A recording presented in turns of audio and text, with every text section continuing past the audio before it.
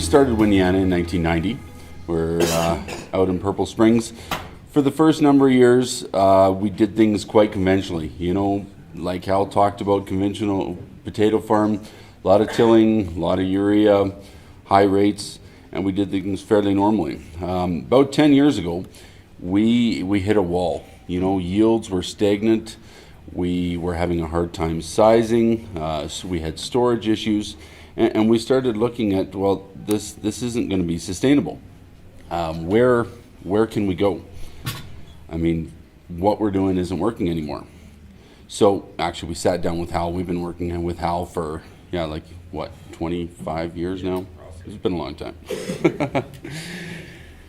So we wanted to change the approach of how we did things compared to the rest of the potato world. I mean, one thing I've said numerous times over the last number of years is we've had the advantage to watch the potato growing areas south of us who are much older, right? And they're having issues with having nematodes and having to fumigate their soil. So we had the advantage of hopefully not making the same mistakes that they have. So we knew we had to try a different approach and make things better.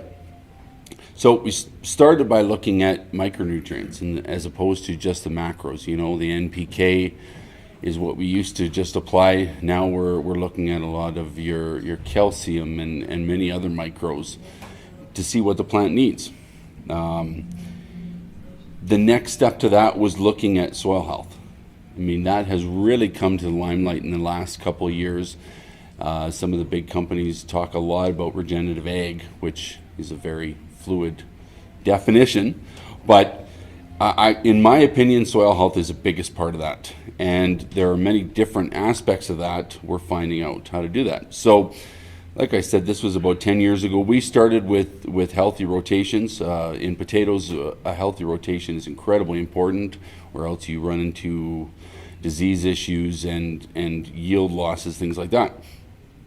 We started using manure and cover crops, but we needed something to tie all this together. So 6 years ago, actually, we met Advanced Ag working with some wastewater. Was the first experience I had with them, but quickly turned into agriculture and soil health. So we trialed with about 4 years of different crops, trying ACF on different things and half circles and pieces. And we've tried it on potatoes, timothy, canola cereals. And so for 4 years, we did a lot of trials. And it probably took that long to convince ourselves that this was a good answer.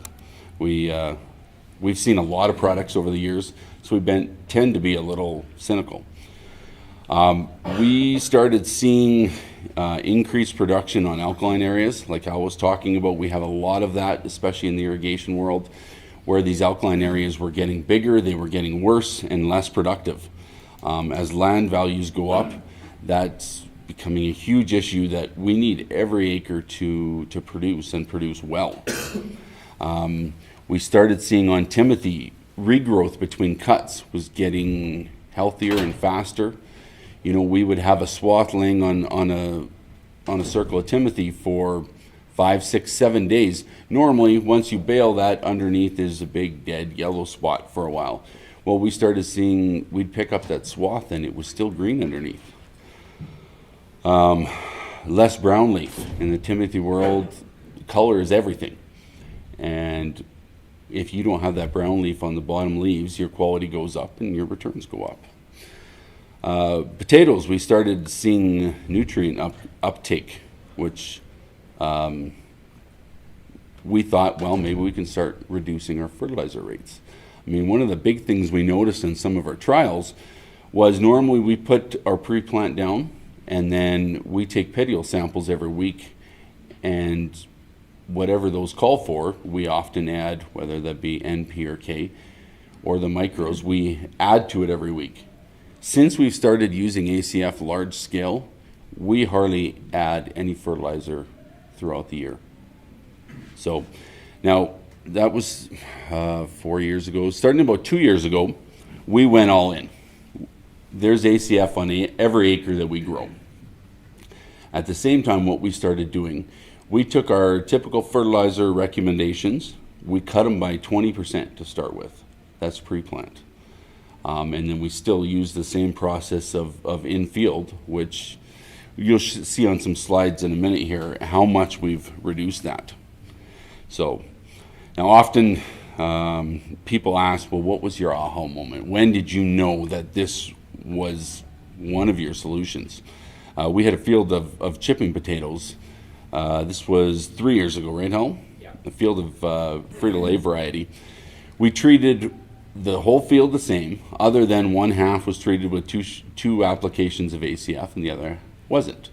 When we put potatoes in storage, we keep very specific records of each spot in the bin, where did it come from in the field. So that separation between the two halves of the field, we kept separate. We had the front half of the bin start to break down, and we had to phone the processor and say, okay, we need to ship this bin because we're going to lose it. When we got to that spot in the bin that where the ACF treated started, there was a perfect line in the bin. My skid steer operator said, what did you do here? All of a sudden the potatoes went from breaking down and low quality to just, we could have stored the rest of the bin for another 3 months. So that was kind of the moment we went, this is something that we need to continue looking at. So this year, we started working with SRP. And on potatoes, we thought this would fit in really well. We started using it on potatoes, wheat, and peas. So on the wheat and the peas, we treated in replacement of a fungicide. So same thing on our irrigation circles, we did half the circle with conventional fungicide and half a circle without. And saw very similar results. So we cut out the conventional fertilizer and quality results were almost the same. On potatoes, we saw much more interesting results. We had 3 circles where we did half of each. We treated the half with SRP, and all of these acres did have ACF on them as well. But the half circle that was treated with SRP was treated 3 times, whereas on potatoes we normally treat or treat with fungicide anywhere from 3 to 6 applications of fungicide on any given circle of potatoes. With 3 applications, we did not spray with fungicide at all, which is kind of unheard of in the potato world. Really, there was no disease issues. I had one field where I had some early blight come in on the headlands. We sprayed our 3rd application of SRP down. Less than 12 hours, that blight on the leaf was dead. So now that's on the disease side of things. The other interesting thing we found, and this was on all 3 circles that we did this trial, was the size difference in the potatoes. Not that the bigger ones got bigger, is that my set was more even. So oftentimes we get a bunch of small ones and then we get a bunch of nice sized ones. Well, in the half with SRP, we were seeing we had a lot more good sized ones. To the point, actually, I just put some of those through the plant. There was 10% less smalls. So in our contract, we have the size profile we need. There was 10% less smalls and a 10% increase in count per pound yield. So on average, that came to 1.1 to 2.5 ton per acre more in those yields. Now, this is some of the data, but this is a comparison of a cost study of 3 other chip potato growers and their inputs, their amount of N, P, and K, and the amount of fungicide they used as compared to what we did. And as you can see, there's some significant differences in the amount of fertilizer that we cut down on, the amount of fungicide that we cut down on, and even with the applications of ACF and SRP, our cost per acre is significantly less. Regenerative ag, I just wanted to touch on this. Kind of a buzzword through the agriculture, but especially in the potato world. Our customers tend to be large processors, corporations that are looking to tell their customers that they're doing a better job. right? So they're looking for growers who are progressive in this. I had one of actually my customers phone me a couple of weeks ago. We're required to tell them everything we do in field. All our field records get submitted.